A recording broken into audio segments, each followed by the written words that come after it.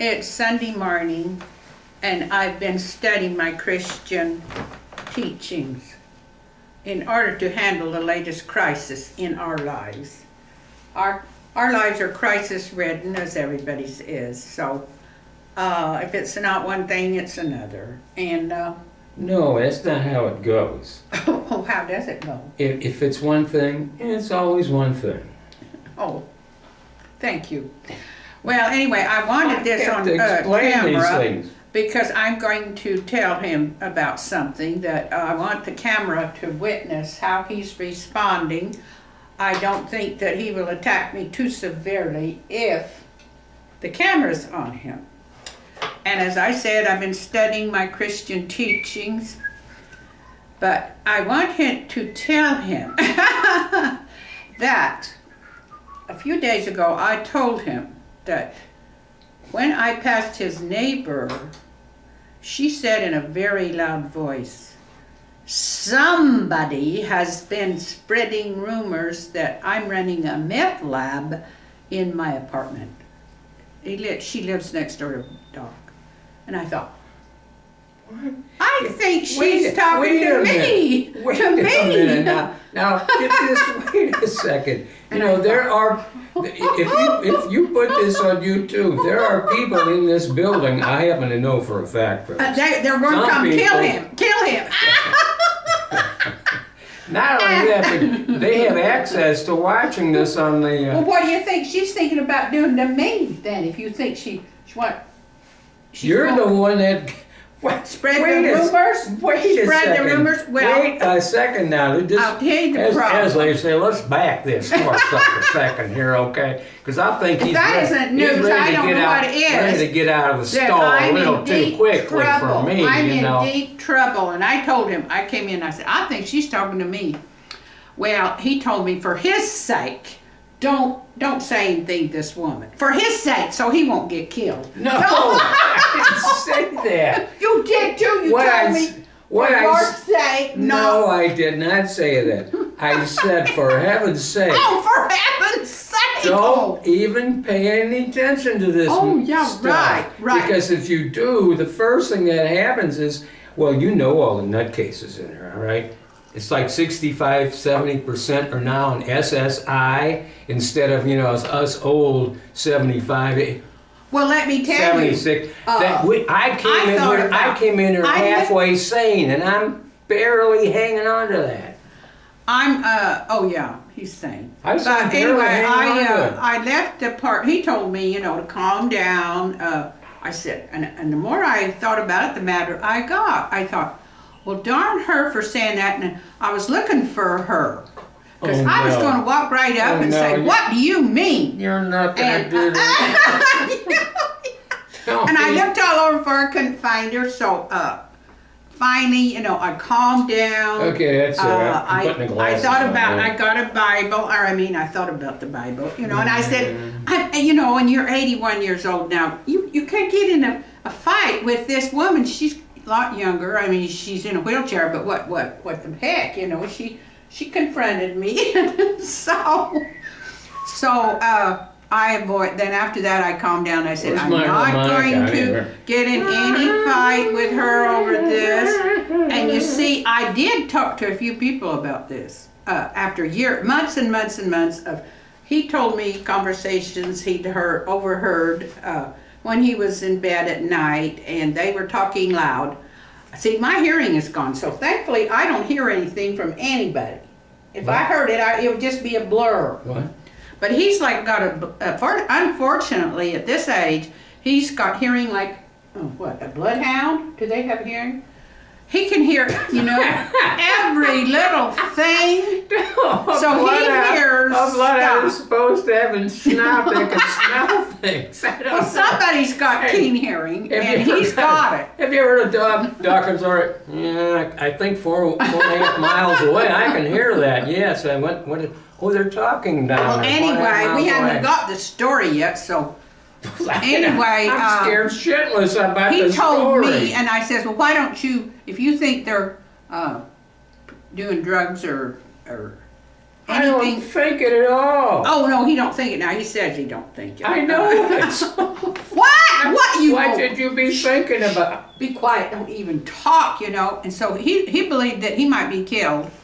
And so he doesn't even care if I get killed, I guess. I'm not too keen if I get killed either. I have apparently told the wrong person. They told her. So I thought to myself, the fat's in the fire. I mean, she thinks that I am thinking this, and she's pretty mad. And so so after 2 days, I'm very sorry to say, dog, but I saw them. I saw her and her boyfriend both outside Westward Ho talking in front. So I thought, here is a now or never. I've got to confront this. He'd never do this, but I went up to him, and I was in a peaceful. I did not go up to them belligerently. I did not express anger. I said, well, I told her, you know, I said, look, do you know where those rumors came from? Doc, he overhears stuff, you know, from your apartment when you're in the bathroom and you're talking loud. And he interpreted this as being, and her boyfriend, you know, about the meth lab, you know, and he said, you could smell a meth lab a mile away. And, you know, he's from the street. He's a pretty rough character. But he just talked so nice. He talked like a college professor. I mean, you never know. These street people they can be just as nice as they can be. And he was just as nice and reasonable as he could be, even though he looks dangerous. And so, anyway, they had no idea that they were the source of this talk about drugs coming right out of their own mouths, as got through Doc and then me. I listened to Doc, and over months and months, I probably said something to this one or that one, and they went and told her, and she confronted me, and so there was no way for me to get out of talking to her. And I thought it'd be better to talk in a nice way, you know, and I said, I advise you to close your bathroom door so he doesn't hear your talk. And she said, well, I'm on methadone. Well, he heard methadone. We knew she was on methadone from him hearing it in the bathroom. And I said, it'd be better if he didn't hear this. I always like to find. I would just say, I'm taking the Fifth Amendment right now. I know nothing. I see nothing. And in the event of her death, I did not do it. And I said, well, his addiction, you know, I said, I don't want you guys to get evicted, because she needs it. She's in a wheelchair. I don't like seeing any person in a wheelchair get evicted. Because we've had people in here, 85 years old, got evicted for being caught smoking one marijuana cigarette. Yeah, right. What? He did. I know the guy. One. Well, they broke in, and he was sitting there smoking, 85 years old. Here's the problem, as I said this many times before. You poor schmucks that watch this. You could only smoke one marijuana cigarette at a time, you know. Right. You might have 3 of them going, but only one goes in. I have never seen in my whole life anybody smoke more than one at a time. Okay. But he can sit here and guzzle, cigarettes, you know, more than one guzzle, at a time. Alcohol all day, every day, and nobody can say a thing, because guess what? It's legal. It should be legal. It you know, it's just every bit as dangerous and causes people to act stupid or more stupid than marijuana does. But that's not the realities of the situation. You can get thrown out for smoking one marijuana cigarette, and you get seen by somebody in authority. They broke in your apartment, or suspicion, anything, and you're gone, even if you're in a wheelchair. This old guy, 85 years, got thrown out. He's home for years. One marijuana cigarette, he was gone. So I told him, you know, that I didn't want to see them thrown out, so they should, you know, cool the drug talk. And I think a word to the wise is going to be sufficient. I think they're not going to let him hear anything. You know what? I think I'm going to go to San Diego. Really, I pack up all this crap, and I'm moving to San Diego. Because I don't need this, folks. I really don't. Well, I was in more danger than you were at being killed. Now I hope they'll kill us both. They can just take us both really out. Nice, isn't it? Well, I certainly hope they start with you first. I don't want them. They have to take me out and not get you. Yes. I want them to know that you were the source. You were the source because I can't hear. I could not hear their conversations. Even if I was right next, listening, I wouldn't be able to make it out. So, well, you remind me of that old joke that I heard like 50 years ago or more. The guy says, "You know how to get information?" And I said, "No." He says, "Telegram, telephone, telegraph, telewoman." And I laughed and I said, people to know right. That's right. I thought very seriously about my Christian teachings, and I knew that at nearly 82 years old, I should not go up and holler and yell at her. Now, I knew that. I knew that would be a recipe for a heart attack, so... Me? I'm having a heart attack right now. It's just, these bums, and they have access to guns. This is Arizona, folks. Well, see, they shoot each other on a nominal. Oh, I got a bullet here that says to but the reason why concern. he can't implement any Christian restraint under the influence. He's apt to say something that could get him killed. I mean, he wouldn't think it over. Well, I don't have to as long as I got you around. He wouldn't be like... I got you around to have me killed. She hollered at me, but when I went up to talk to her, I didn't holler back. I'd calmed down enough. I thought about my Christian beliefs, and then I was able to just talk gently to her. And so we never raised her voice. We had the most civilized conversation. You'd have thought he was an English professor from England. He was so calm. Well, yeah, usually. Even though he looked like a derelict, you just don't know people. You don't know them by their faith. So if you talk to them in a rational, nice, calm way, you might get rationality. But he's not capable of doing that. If someone says something to him in the elevator, he's very apt to snarl at him. I never snarled at anybody. You're under the influence, so you're sarcastic. You're sarcastic. That's why I don't let you see my family, because you're combative. You don't even know it. See, he don't even know how combative he is under the influence, because he's been under the influence for years. So he takes for granted his he's the drunk uncle on Saturday night. I'm better than the drunk uncle on Saturday night. Can't you just see him? Well, he's the mom's drunk boyfriend. Mom's the only one that can go in there and get anything out of him. And it takes hours and days for me to get something, get through the influence and get something that I think is worth getting. And you yourself can see, just from what he says, his demeanor. That's why I make these videos, so you can study the alcoholic in his surroundings and help me with how do we get to a hardcore like him. I mean, this place where we live is for hardcore addicts, the obese, the very heavily addicted. They've got diabetes. They've eaten themselves into a very bad state of health. And they have drank themselves to the street. And, if he gets a little money, he gets his alcohol. There's no stopping him. He's hardcore. But it's legal. It's legal. It's the only difference. But he is a brilliant man, a talented man. And there's remnants of that kind of shine through every now and then.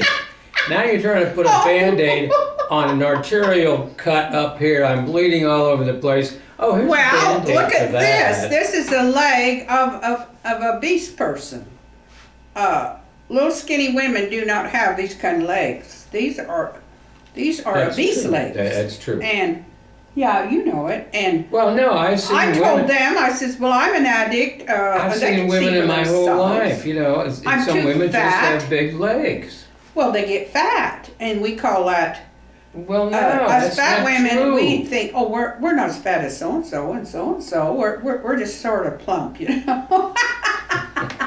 Yeah, but that's like you've saying, got legs like these. it's like Santa Claus is sort of, you know, chunky.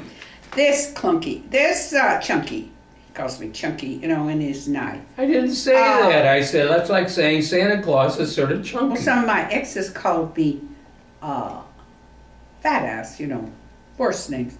But the thing of it is, what's worse than fat ass? I'm one of the addicts. Seriously. And it's only recently that heaviness, overweight people, it became looked upon more as an addiction.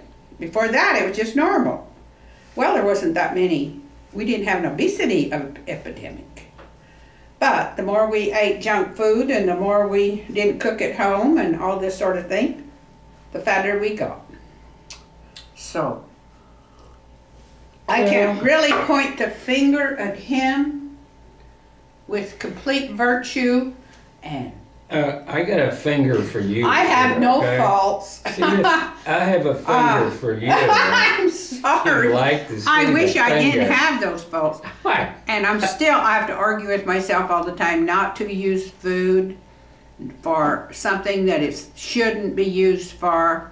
Just puts on weight and makes me ill. And it's not a rational response to stress or anything else. So if I use food for comfort, for anxiety, for everything, and all of the heavy people would probably testify that something like that, you know, causes them to overeat, get heavy. And so here's a couple of addicts sitting here, and I made this video too so I could talk about obesity. Why do you keep dragging me down into your... From the top down up, I don't look too heavy, but it's when you see my legs, then you know, and I've been fatter, you know, so. Well, why don't we take the camera and move it around so we can see the legs? Well, I showed my legs. Yeah, well, you do it all the time. Apparently you like them, you know. They go all the way to the ground. Yeah, I like my legs. They get me around. Yeah. So anyway, this is, I don't know how this is going to come out. We both may be killed if they are as dangerous as he thinks they are. But I think he's a little paranoid, you know. I'm paranoid? You're paranoid. No, I'm not paranoid. I don't think they're going to do away with this. After all, they get evicted. They're not going to do that. Well, that's some consolation, yes. Well, I believe that they've committed a double homicide. We might have to evict them, you know. Well, you know, and they were those old people too, deserved it anyway. So what the hell? Save the government all that money and just shoot They that were hell nosy out. old people that stuck their nose Why do you keep in affairs that sticking- why do you didn't keep bringing me concern down to them. Why do you keep doing that? So, yeah, so see, I've told him, I broke the news to him that I had a discussion with them, and I told them to shut their door, their bathroom door, and quit talking so loud right into his ear so he can, and then he says something to me, then I go say it to somebody else, and then pretty soon the whole complex is talking about what they said in their bathroom. Or anyway, that's the way she looked at it, you know. Well, the way I look at it is that you just took a dump on me. Well, I knew you'd think of it that way, but what do you think, people? I mean, we had to handle this crisis.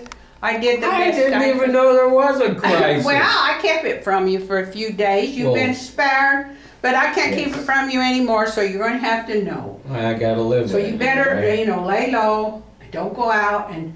Now wait a minute. Don't look anybody in the eye. No. Wait a minute. Just because they may be like mad dogs. They might. You look them in the eye, you know, they might go. You fairly figured that one out by yourself, did you? Hey, listen, just because stay safe. Just because you're not paranoid doesn't mean there aren't people out there looking to get you. Get it? Okay, folks, we'll try to bear up under this latest crisis. I'm going to give her a